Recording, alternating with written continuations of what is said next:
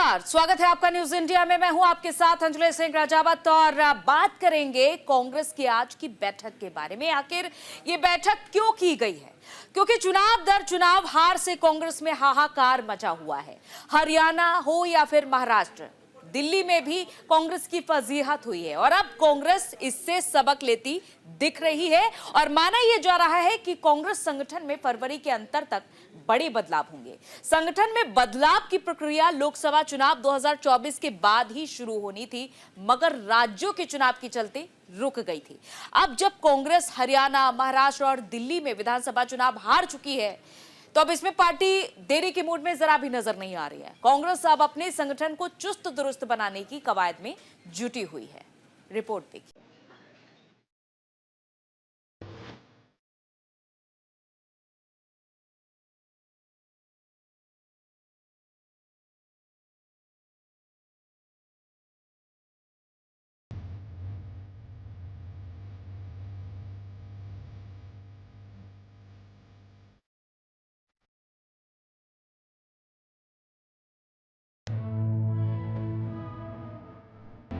चुनाव दर चुनाव हार से कांग्रेस में हाहाकार मच गया है। हरियाणा, महाराष्ट्र के बाद दिल्ली में भी कांग्रेस की फजीहत हुई। अब कांग्रेस इससे सबक लेती दिख रही है। माना जा रहा है कि कांग्रेस संगठन में फरवरी के अंत तक बड़े बदलाव होंगे।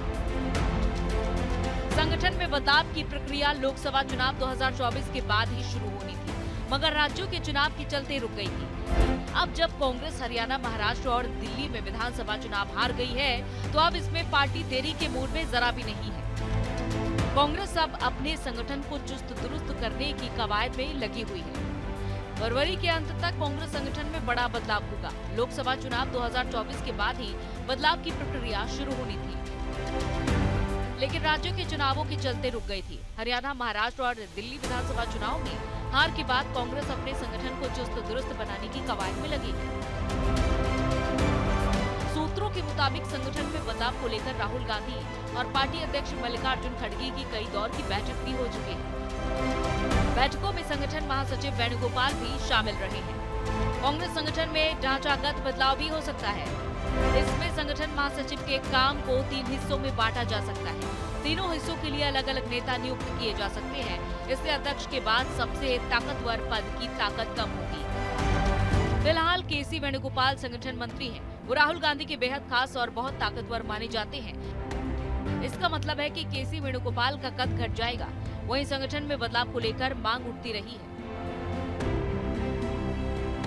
अब किसको क्या बनाया जाएगा ये तो मैं नहीं जानता, लेकिन लगभग 3-4 महीना पहले जब वर्किंग कमेटी की मीटिंग हुई थी, तो उसी में खड़गे जी ने इस बात का ऐलान किया था कि बड़े पैमाने पर संगठन में रद्दोबदल होगा।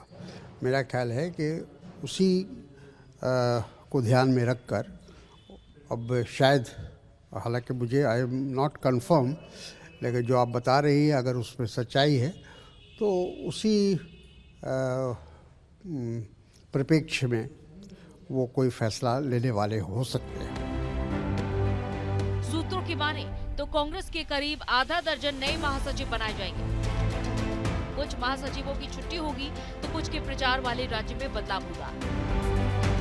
इन राज्यों में होंगे संगठनात्मक बदलाव। बिहार, राजस्थान, तेलंगाना, हरियाणा, पंजाब और असम के प्रभारी बदले जा सकते हैं। लगभग 8 राज्यों के अध्यक्ष बदले जाएंगे, जिसकी शुरुआत ओडिशा से हो चुकी है। असम में गौरव गोगोई अध्यक्ष बनाए जा सकते हैं। कर्नाटक में डीके शिवकुमार उप मुख्यमंत्री के साथ पार्टी अध्यक्ष भी हैं। उनकी जगह संगठन में नई नियुक्ति हो सकती है। महाराष्ट्र और हिमाचल प्रदेश, उत्तराखंड और तमिलनाडु के अध्यक्ष बदले जाएंगे। हर्षवर्धन सकपाल महाराष्ट्र के अध्यक्ष बन सकते हैं। झारखंड प्रभारी गुलाम अहमद मीर से भी प्रभार लिया जाएगा। वो अपने गृह राज्य जम्मू कश्मीर वापस लौटेंगे। कांग्रेस के भीतर कई प्रदेश अध्यक्षों को बदलने की मांग भी हो रही है। कई ऐसे राज्य हैं जहां पार्टी के नेता सवाल उठाते रहे हैं। अगर इन राज्यों की बात करें तो नए प्रदेश अध्यक्ष महाराष्ट्र, हरियाणा, केरल, हिमाचल प्रदेश समेत करीब आधा दर्जन राज्यों में नए प्रदेश अध्यक्ष बनाए जाएंगे। हरियाणा में रणदीप सिंह सुरजेवाला को प्रदेश अध्यक्ष बनाने की चर्चा जोरों पर है। इसके अलावा भूपेश बघेल को महासचिव बनाकर संगठन में लाया जा सकता है।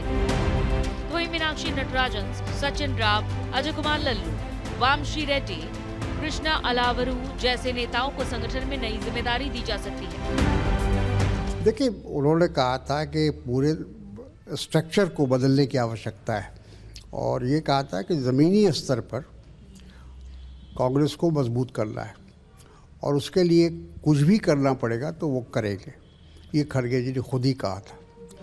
तो मैं समझता हूँ कि वो ड्यू था एक तरह से, काफ़ी लंबे अरसे से।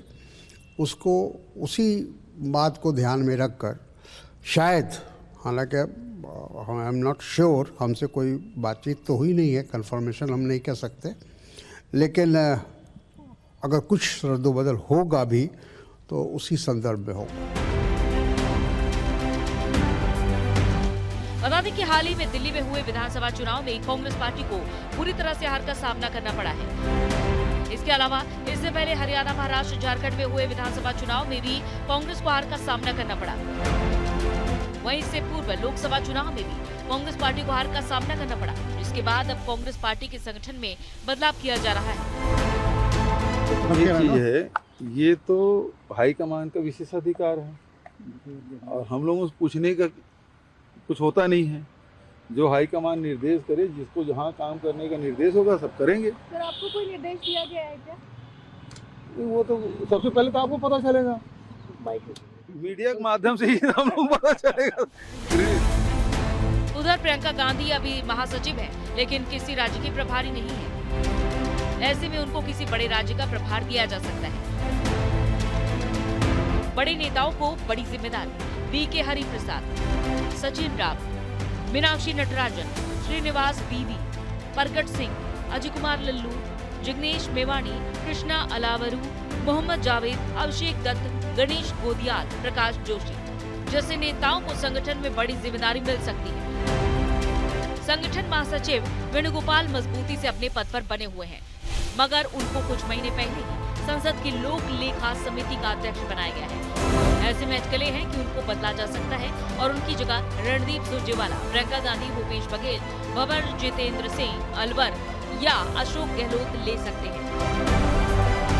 हालांकि वेणुगोपाल को बदलने या पद पर बनाए रखने का फैसला राहुल गांधी को ही करना है। संचार विभाग के महासचिव जयराम रमेश भी बदले जा सकते हैं।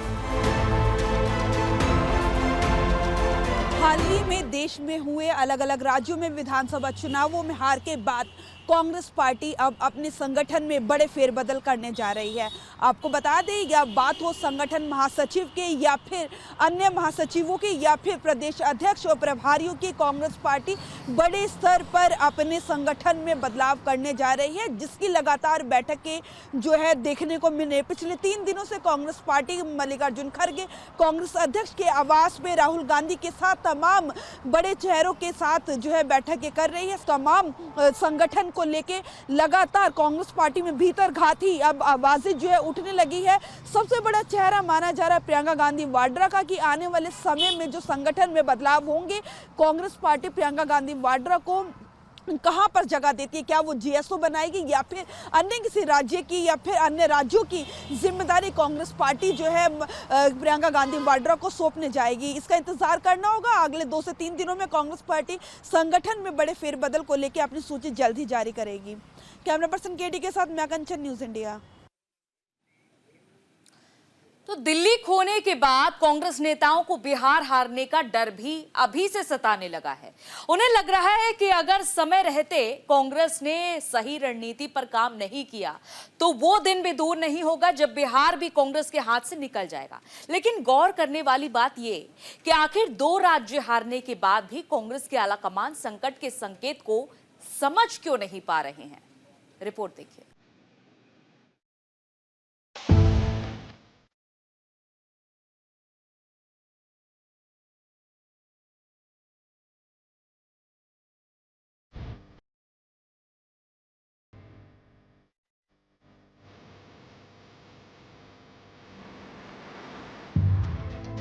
दिल्ली में खोई हुई सियासी जमीन तलाश रही कांग्रेस को दिल्ली की जनता ने तीसरी बार 0 देकर ऐसी पचखनी दी है कि पार्टी का नेतृत्व लड़खड़ाते हुए दिखाई दे रहा है।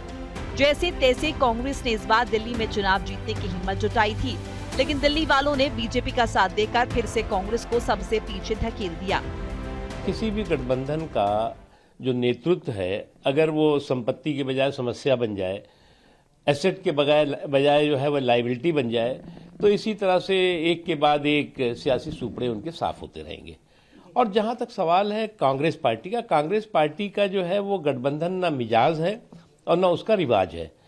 अब जब किसी पार्टी का गठबंधन करना ना मिजाज हो और ना रिवाज हो, तो इसी तरह से जो है वो जो गठबंधन के साथी हैं उन पर जो है वो बोझ की तरह वो दिखाई पड़ रहे हैं और एक के बाद एक जो है वो सारे के सारे उड़नछू होते जा रहे हैं।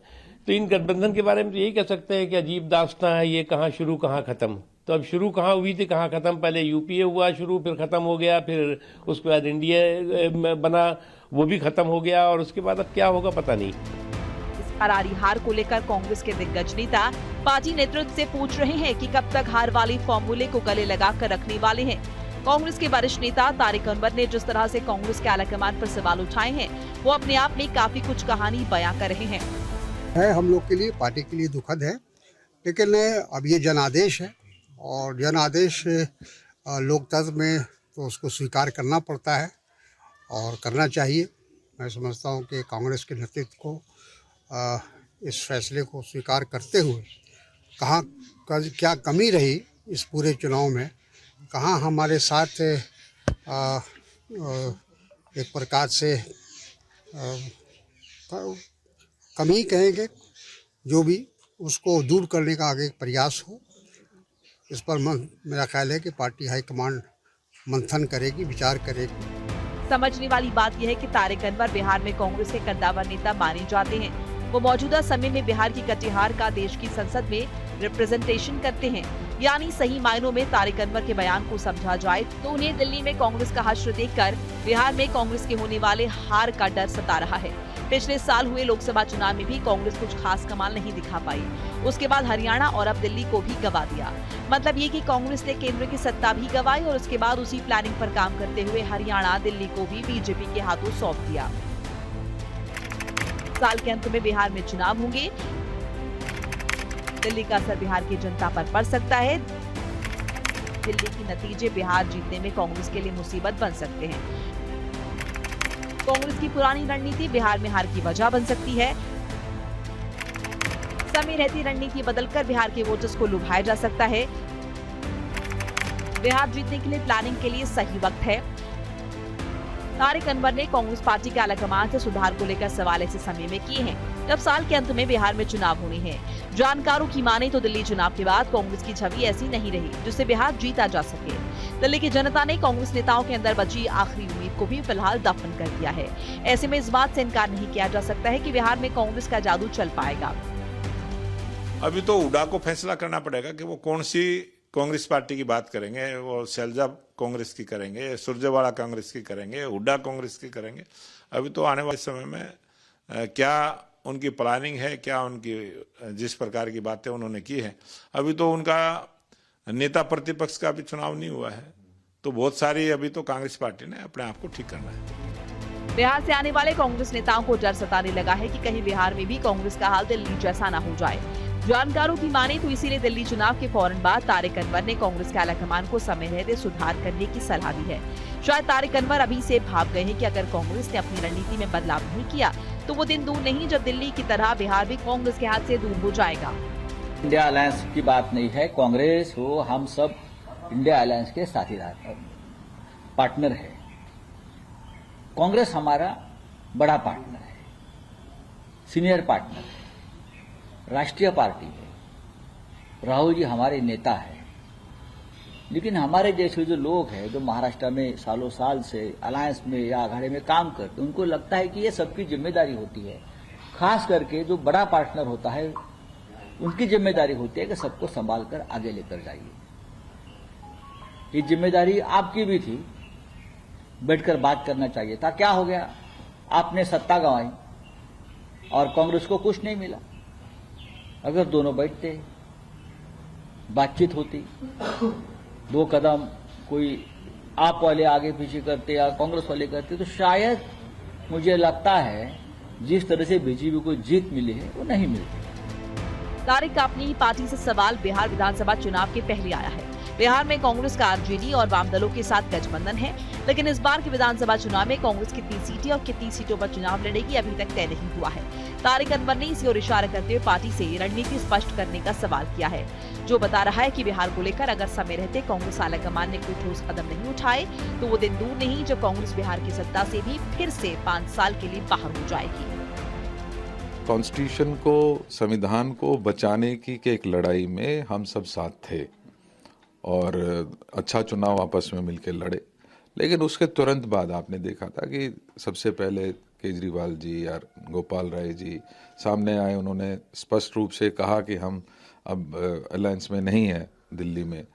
उसके तुरंत बाद हमने भी उसका रिएक्शन दिया था और हमने भी अपनी जो गलती महसूस की, कहीं ना कहीं उस गलती का खामियाजा हमें आज भुगतने को रहा।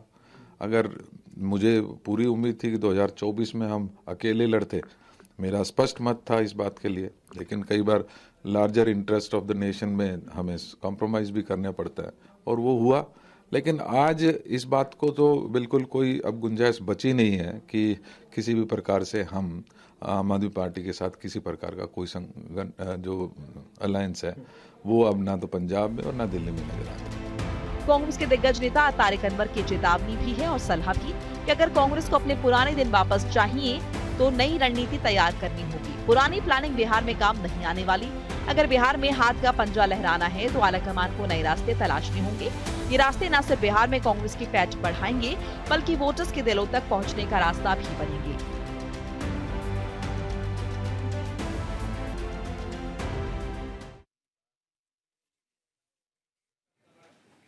वो कहते हैं कि अगर वक्त रहते संभल जाओ तो नुकसान कम होता है और यही समझदार इंसान की निशानी भी होती है। लेकिन कांग्रेस पार्टी हरियाणा और दिल्ली हारने के बाद भी ये नहीं समझ पा रही है कि उन्हें आने वाले चुनाव को कैसे जीतना है। ये जग जाहिर है कि जब से कांग्रेस ने अलग होकर चुनाव लड़े हैं तब से उसे मुंह की खानी पड़ी है। ऐसे में तारिक अनवर की सलाह के बाद कांग्रेस कौन सा रास्ता पकड़ती है, इस रिपोर्ट से समझिए।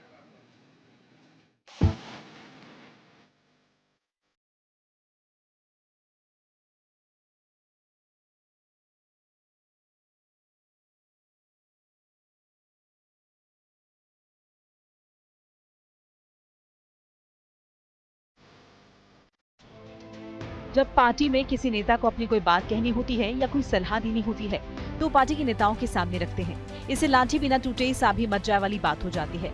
कांग्रेस की तुलना में बीजेपी इसी फॉर्मूले को अपनाती है। बीजेपी में किसी नेता को जब कोई बात कहनी होती है तो पार्टी के राष्ट्रीय अध्यक्ष जेपी नड्डा से मुलाकात कर अपनी बात रखते हैं। लेकिन कांग्रेस पार्टी में ऐसा कुछ नहीं है। कांग्रेस नेताओं में जब भी मनमुटाव देखने को मिला है, उन्होंने सीधे बात रखने के बजाय सोशल मीडिया को ज्यादा प्रेफर किया है। कांग्रेस का यही रूप एक बार फिर सामने आया है। कांग्रेस के कद्दावर नेता तारिक अनवर ने जिस तरह से अपनी बात कहने के लिए सोशल मीडिया का सहारा लिया है, वो काफी कुछ कहानी बयां कर देता है। ये क्या है एनडी गठबंधन, ये मजाक बना रखा है। लोकसभा के वक्त सब लोग साथ साथ आ जाते हैं, लोकसभा का चुनाव खत्म नहीं होता है, सब बिखर जाते हैं, एक दूसरे के खिलाफ गाली गलौज करते हैं। और आप सोचिए जरा अगर आप केरल देख लीजिए, पश्चिम बंगाल आप देख लीजिए दिल्ली और पंजाब को, कहाँ का गठबंधन, कैसा गठबंधन आपको नजर आ रहा है। वही राहुल गांधी को आप लीडर ऑफ ऑपोजिशन बनाते हैं और वही राहुल गांधी के खिलाफ जब आपके यहाँ विधानसभा के चुनाव होते हैं या होने जा रहे होते हैं, आप उसी कांग्रेस के खिलाफ पूरा मोर्चा तैनात करते हैं। तो ये किस तरह का गठबंधन है भाई। राजधानी दिल्ली के बाद अब बारी बिहार चुनाव की है। इसी साल विधानसभा चुनाव होना है। दिल्ली का परिणाम आने के बाद कांग्रेस और आरजेडी के बीच तालमेल पर कयास लगाए जाने लगे हैं। आम आदमी पार्टी की हार के बाद बिहार कांग्रेस के नेता प्रेमचंद मिश्रा ने स्टेटमेंट दिया था कि कांग्रेस को इग्नोर करके नहीं चला जा सकता। राजनीतिक मामलों के जानकार इसे आरजेडी के लिए सख्त संदेश बता रहे हैं। बता दें कि बिहार कांग्रेस के प्रदेश अध्यक्ष ने सीट शेयरिंग पर दावा पहले ही ठोका है, तो डिप्टी सीएम को लेकर भी चर्चा छिड़ी हुई है। माना जा रहा है कि कांग्रेस को लेकर आरजेडी में भीतरखाने ही हो रही इस चर्चा के चलते तारिक अनवर परेशान है। वोटर्स तक पहुंच में देरी होने का खामियाजा चुनाव में भुगतना पड़ सकता है। इसे बिहार में भी वैसा ही हो सकता है जैसा झटका कांग्रेस को दिल्ली में लगा है। सन 2014 के लोकसभा चुनाव, दिल्ली की जनता ने कांग्रेस को कितनी सीटें दी? 2015 के विधानसभा में कांग्रेस को कितनी सीटें दी? 2019 के लोकसभा में कितनी सीटें दी? 2020 के विधानसभा में कितनी सीटें थी? 2024 के लोकसभा में कितनी सीटें थी? 2025 के विधानसभा में कितनी सीटें थी? अगर ये जीरो का रिकॉर्ड बनाने का काम किसी ने किया है तो राहुल जी के नेतृत्व में कांग्रेस पार्टी ने किया है। दरअसल दिल्ली में मिली हार को देखकर बिहार में कांग्रेस के नेता और कार्यकर्ता हिम्मत हार रहे हैं। इस डर की वजह एक और भी है, वो ये कि दिल्ली में कांग्रेस का अकेले लड़ना सबसे बड़ी भूल साबित हुई। ऐसे में कांग्रेस पार्टी बिहार में चुनाव अकेले लड़ेगी या फिर सहयोगी दलों के साथ मिलकर लड़ेगी, इसको लेकर अभी तक कोई स्थिति साफ नहीं हो पाई है। को ऐसा लगता है कि जो अच्छे कार्यकर्ता है, समर्पित कार्यकर्ता, उनको आगे लाना चाहिए और एक तरह से ये कहा जाए कि जो लोग टेस्टेड हैं अब उनको थोड़े दिनों के लिए आराम करने के लिए कहा जाए। दिल्ली में आम आदमी पार्टी और कांग्रेस के बीच खींचतान को लेकर उमर अब्दुल्ला ने भी तंज कसा है। ऐसा नहीं कि दिल्ली के नतीजों को देखकर सिर्फ कांग्रेस में ही हंगामा मचा हुआ है। इंडिया गठबंधन की सहयोगी दल भी कांग्रेस के अकेला चलो वाली राह पर निशाना साध रहे हैं। गौर करने वाली बात यह है कि हरियाणा में भी कांग्रेस ने अकेले चुनाव लड़ा था, जिसका खामियाजा भी उसे भुगतना पड़ा था। उसे भी कांग्रेस ने सबक नहीं लिया और दिल्ली में भी अकेले ही चुनाव लड़ने का दावा ठोक दिया। उसका नतीजा भी हरियाणा जैसा ही रहा। अब बारी बिहार की है। ये वो राज्य है जो दिल्ली और सत्ता में यूपी की तरह अहम रोल अदा करता है। जो देखिए मेजोरिटी जो उस टाइम गई वो कांग्रेस के इन टच वाले हैं, तो हमारे साथ सभी इन टच में हैं। उनसे बात जब करते हैं ऑफिशियली अनऑफिशियली तो वो कहते हैं कि क्या बनेगा, कैसे करेंगे। पंजाब के हालात बहुत बुरे हैं, जो कंट्रोल नहीं कर सकता, जो किसी को मिलता नहीं। तो जो कहते हैं ना कि ऑपरेशन लोटस होगा, ये केजरीवाल के पुराने जुमले हैं। और अगर उन्होंने ये कहा था कि 15 करोड़ की ऑफर हुई है, उनको चाहिए था बाय नेम बीजेपी के ऊपर FIR करवानी चाहिए थी। ये जुमलेबाजी खत्म होगी। अब पंजाब में उनकी सरकार जाएगी और वहाँ मिड टर्म पोल होगा। कहते हैं कि अगर ठोकरों से संभलने की हिम्मत रखते हैं तो मंजिल जरूर मिलती है। शायद तारिक अनवर ने दिल्ली और हरियाणा के नतीजों का हवाला देकर जो नसीहत देने की कोशिश की है वो इसी ओर इशारा करती है कि कांग्रेस के लिए अभी संभलने का वक्त है। अगर इस मौके को गवाया तो बिहार भी कांग्रेस के हाथ से खिसक जाएगा।